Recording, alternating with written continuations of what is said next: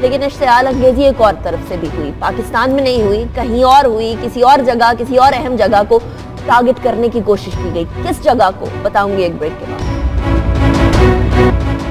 Welcome back after break. ناظرین، attack کی بات ہوئی، اشتعال انگیزی کی بات ہوئی، تو حوثی باغیوں کی جانب سے مسلسل اشتعال انگیزی ہو رہی ہے. یمن کے ایک اسٹیٹ سعدہ کی جانب سے یا اس ایریا میں سے مکہ کی طرف ایک میزائل داغا گیا جس کو مار گرایا گیا، لیکن یہ انتہائی تشویشناک سچویشن ہے. عجیب بات یہ ہے کہ جہاں دنیا مسلمانوں کے خلاف متحد ہو رہی ہے وہاں مسلمان آپس میں متحد نہیں ہو پا رہے اور عجیب سی چپکلش پائی جا رہی ہے، عجیب سا تناؤ پایا جا رہا ہے. ایک مسلمان بھائی دوسرے مسلمان بھائی کے خلاف ہے، لیکن جو حوثی جس نے اٹیک کیا مکہ کی طرف یا میزائل داغا، کیا وہ مسلمان ہو بھی سکتا ہے یا نہیں ہو سکتا؟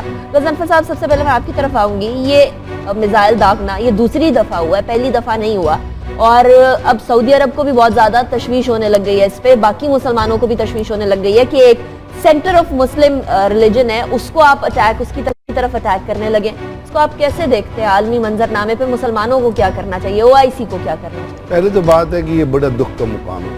دوسری بات یہ ہے کہ اتنی اس ٹینشن کو، اس چیز کو اس سٹیج پہ جانے کی ضرورت نہیں تھی، کیونکہ آپ یاد ہے historically Yemen had been a part of the Muslim Ummah یا مسلمانوں کو بڑے تاریخ کے حساب سے رہا ہے. اور حضرت رسول کریم پیس بی اپون ہم نے پہلی دفعہ جب اسلام پھیل رہا تھا تو حضرت خالد بن ولید کو بھیجا تھا یمن میں ان کو لوگوں کو ایجوکیٹ کرنے کے لیے، اور وہ خالد بن ولید کامیاب واپس آ گئے تھے تو حضرت علی کرم اللہ وجہ کو بھیجا گیا تھا. تو یمن کی امپورٹنس بہت زیادہ رہی ہے سعودی عرب کی ریلیونس کے حساب سے. اور یمن آپ کو پتہ ہے کبھی ہوموجینیس رہا نہیں، یہ دو یمن ہوتے تھے، نارتھ یمن اور ساؤتھ یمن. اب یہ ایک ہو گیا ہے. اب ایک طرف ہوتیز ہیں اور ایک طرف دوسرے جو منصور ہادی کی گورنمنٹ ہے. اب جس طرح یہ ایسکیلیشن شروع ہوئی، میرے نزدیک اس کا ایسکیلیشن پہ جانے کی ضرورت نہیں تھی، اس کا بھی ڈپلومیٹک سلوشن موجود تھا. اب ہوتیز یہ کہتے ہیں کہ جو پچھلے ہفتے جو سعودی عرب نے ایک جنازہ ہو رہا تھا جس پہ، اور اس پہ یہ بھی قبول کیا گیا، اس پہ مس انفارمیشن آئی تھی، اس جنازے پہ فائر کیا، اور اس جنازے پہ فائر کے نتیجے میں کتنے لوگ ابھی تک کتنے لوگ شہید ہوئے یا کتنے لوگ مرے، ابھی تک وہاں سے کوئی 6500 اموات ہو چکی ہے. اب اس ایسکیلیشن پہ سعودی عرب بڑا ملک ہے، یمن چھوٹا ملک ہے. منصور ہادی کو امریکن اور سعودی عرب سپورٹ کر رہے ہیں، وہ کہتے ہیں اس کو انسٹال کیا جائے. ہوتیز جو ہیں اور باقی چیزیں جو ہیں وہ ایران کی طرف جاتی ہیں. تو بنیادی طور پہ تو یہ یمن کی لڑائی نہیں ہے، بنیادی طور پہ یہ ایران اور سعودی عرب کی لڑائی ہے. اس میں جو یہ میزائل فائر ہوا، اس سے پہلے ایک طائف کی طرف فائر ہوا تھا، 5000 کلومیٹر کا ڈسٹنس ہے صنعاء سے لے کے اور اپنا سعودی عرب تک، یہ کنگ عبدالعزیز ایئرپورٹ کی طرف فائر کیا تھا. تو یہ تمام چیزیں سوچنا چاہیے.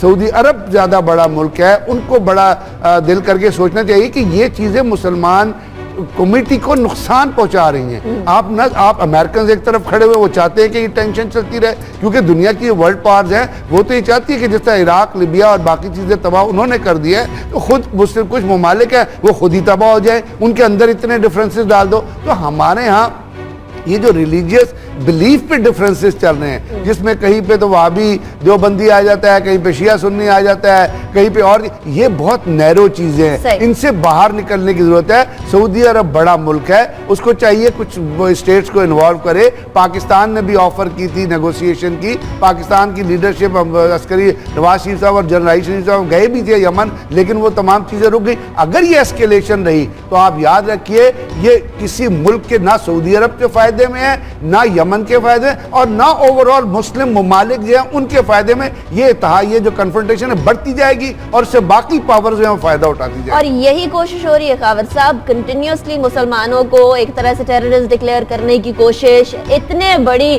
پاپولیشن کو چند لوگوں کے اعمال سے جج کرنے کی کوشش کی جا رہی ہے. لیکن OIC کو ہم دیکھتے ہیں کہ وہ اس طرح سے کارآمد ثابت نہیں ہو پا رہی ہے. یعنی اس ایسکیلیشن میں بھی باقی بہت سارے مسئلوں پر، ایون کشمیر کے مسئلے پر بھی OIC کو اٹھ کر کھل کر بات کرنی چاہیے. وہاں ہم لوگوں کو وہ چیز نظر نہیں آتی. انیکا، معذرت کے ساتھ میں اسٹوڈنٹ لائف میں بھی اور ابھی بھی سارا پڑھا دیکھا، OIC is good for nothing. OIC کی تو بات ہی نہیں کرے نا. OIC کسی کھاتے میں نہیں آتی ہے. اس کا کسی لیول پہ انٹرنیشنل فورم پہ میں نے نہیں کبھی دیکھا کہ کسی بھی انٹرنیشنل ایشو کے اوپر OIC نے کوئی فورسفلی اپنا انفلوئنس کیا اور ڈیسیژن میکنگ کو. Back to the point of Middle East crisis جو چل رہا ہے، اب پیٹرن دیکھیں. امریکنز اور किया उन्होंने वेस्टर्न पावर्स को, इराक में गए, इराक के अंदर जो क्राइसिस हुआ उसके बाद वहाँ पे जो सारे का सारा इश्यूज अब सबके सामने हैं, वहाँ पे जो गवर्नमेंट्स आई वो काम नहीं कर सकी। अब ये वहाँ पे ISS आई हुई है, अब अमेरिकन दोबारा गए हैं, ISIS को मार रहे हैं, कुछ पता नहीं है कि अब दोबारा क्या होगा। उसके बाद हमने देखा कि वो अरब स्प्रिंग का जो शोशा छोड़ा गया, वो अरब स्प्रिंग थी, वो तो सबके सामने वो आटम में सारी वो ट्रांसफॉर्म कर गई। तो ये सारा एक इशू एक सर्टन पैटर्न पे सारा चल रहा है। और जो ब्रिगेडियर साहब ने बात की ना, अब इसका सबसे ज़्यादा जो इम्पैक्ट है वो पाकिस्तान पे आना है। पाकिस्तान पे इसलिए आना है कि ईरान हमारे नेबरहुड में है, सऊदी अरब के साथ हमारे इस तरह के स्ट्रेटेजिक हमारी उनके साथ एग्रीमेंट्स हैं कि हम उनको भी नहीं छोड़ सकते। तो ये सारे साहब जूं ये टेंशन बढ़ेगी, ईरान और सऊदी अरेबियन तनाव में इजाफा होगा, पाकिस्तान और ज़्यादा कॉर्नर्ड होगा। पाकिस्तानी गवर्नमेंट ना ईरान को कुछ इन्फ्लुएंस कर सकती है, ना सऊदीज को इन्फ्लुएंस करते हैं। सऊदीज की अपनी सेटल लाइन है, वो उसको छोड़ ईरान और सऊदी अरब के बीच में पाकिस्तान एक तरह से सैंडविच हुआ था, बड़ा मसला बना था उस टाइम पर भी, पार्लियामेंट में जो बात हुई थी उस हवाले से। तो अब पाकिस्तान की स्ट्रैटेजी होनी क्या चाहिए फिर? पाकिस्तान की स्ट्रेटजी उस टाइम अच्छा डिसीजन किया था कि सऊदीज ने आर्म फोर्सेस की हेल्प मांगी थी कि यमन में अपने यमन में जाने के लिए। तो वहाँ पे हमारे जॉइंट सिटिंग पार्लियामेंट की हुई थी, वहाँ पे डिसीजन आया था कि नथिंग डूइंग, हम अपनी आर्म फोर्सेस को वहाँ पे नहीं भिजवा रहे। It was good decision. हमारा डिसीजन ये है कि इम्पार्शियल होके पीछे बैठ के हाँ हम अपनी गुड ऑफिसेज जो है गवर्नमेंट ऑफ पाकिस्तान ये ऑफर कर सकती है ईरानियंस और सऊदी लीडरशिप को अक्रॉस द टेबल बिठा के उनसे बात करें, कुछ सस्टेनेबल सोल्यूशन ढूंढने की कोशिश की जाए। क्योंकि इशू यही है कि at the end of day जब ये मिडल ईस्ट के अंदर जो सऊदीज लेड फोर्सेस और ईरानियंस लेड फोर्सेस जब इनका आपस में कन्फ्रंटेशन होगी और जो हो रही है और बड़े लेवल पे हो रही है, उसका फिर इम्पैक्ट आएगा हमारे ऊपर। हमारे इर्द गिर्द जो रीजनल पावर्स हैं वो तो ऑलरेडी हमें आइसोलेट करने पे तुली हुई हैं। इंटरनेशनल लेवल पे हम जो प्रेशर देख रहे हैं, हमारे न्यूक्लियर इशू पे जो प्रेशर बढ़ता जा रहा है, और यही सारे इशू हैं। तो अगर ये मुस्लिम वर्ल्ड इकट्ठी होगी तो उससे हम कुछ स्ट्रेंथ अचीव कर सकेंगे। लेकिन अब तो हालात ये हैं कि वहाँ पे इतनी ज़्यादा वो फ्रिक्शंस हो गई, इतनी ज़्यादा लड़ाई हो गई है कि हम बजाय इसके कि हम उनकी तरफ देखें कि वो हमें किसी मुश्किल में आके हमारा हाथ बढ़ाएं, हम नजर आ रहा है कि वो तो खुद मुश्किलात में पड़ते जा रहे हैं। तो पाकिस्तान के लिए बहुत बड़ा ये लम्हा है। मैं इसमें एक चीज़ कहना चाहूँगा। पहली बात तो ये है कि जिस तरह सऊदी अरब ने जब हमसे मदद मांगी थी या आपने जाना था, that should have not been discussed in parliament. ये क्लोज सेशन में होता है, क्योंकि वहाँ जो तकरीरें हुई हैं वो अननेसेसरी आप किसी को अनॉय करते हो उस चीज़ के ऊपर, क्योंकि लोगों ने जो बातें की वो ना पाकिस्तान की फेवर में थी ना सऊदी अरब की फेवर में थी। आपने अपना स्ट्रेटेजिक डिसीजन लेना है on the basis of your capability, और वो कैपेबिलिटी है आपकी ऑपरेशनल कैपेबिलिटी क्या है। पाकिस्तान को जो स्टांस उठाना चाहिए था वो ये था कि हम ज़रबेज़ में इतने डिप्लॉयड है कि हमारे जो ट्रुप्स लगे हुए हैं ग्राउंड पे, we can not milk out the troops and go for this. और दूसरा, पाकिस्तान ने एक ठीक स्टांस लिया था कि अगर हरमैन शरीफैन को अल्लाह ना करे किसी तरह भी खतरा हुआ तो पाकिस्तान के फोर्सेज ही नहीं, पाकिस्तान का हर आदमी रेडी हुआ। अब इस वक्त दो राय नहीं है कोई। अब इस वक्त जो सिचुएशन है ना, उसको समझने की जरूरत है कि इराक से लेके और लिबिया तक तमाम चीज़ें जो है वो, जैसे नॉम चॉम्स्की ने एक आर्टिकल लिखा था ना आज से 5 साल के, रीजन्स विदाउट फ्रंटियर, उसने कहा था कि आने वाले दिनों में सुपर पावर जो हैं, ये जो छोटे ममालिक हैं, इनके नेशन स्टेट जो है, इनके बॉर्डर को ख़त्म करके इनको रीजन्स में, इलाकों में कन्वर्ट कर देती। अब आप इराक से चले और सीरिया तक चले जाए, आपको कहीं चेक पोस्ट मिलती है, कोई मिलिट्री चेक पोस्ट है, कोई कस्टम की चेक पोस्ट है। तो ये ग्रैंड डिज़ाइन है जो वहाँ पे, जैसे खावर ने कहा कि अमेरिका दोबारा जाए, अमेरिका निकला ही नहीं है यार। चिलकोट इंक्वायरी में उन्होंने क्या कहा, बुश और ब्लेयर ने झूठ बोला दुनिया से।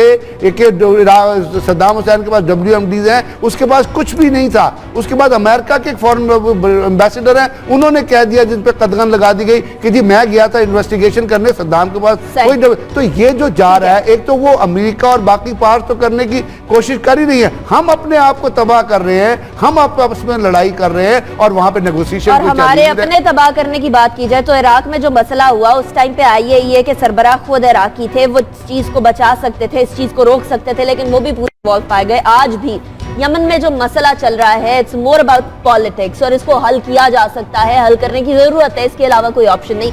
अरब स्प्रिंग के बाद से कंटिन्यूअस आज भी उस खित्ते में किसी ना किसी तरीके से कोई ना कोई मसला खड़ा होता है और उस मसले को हल करने की जरूरत है। और चाहे वेस्ट की तरफ से तालिबान को पहले इस्तेमाल किया गया होता या फिर ISIS दाइश जिसको इस्तेमाल करने की बातें की जा रही हैं, वो तमाम चीजें हमारे सामने हैं, लेकिन दुनिया को एक और बड़ा चैलेंज ہمارے آج کے شو سے اتنا ہی. ہمیں فیڈ بیک ضرور دیجیے گا. باخبر صبح کے نام سے فیس بک ٹویٹر دونوں پر موجود ہیں. اپنا بہت خیال رکھیے.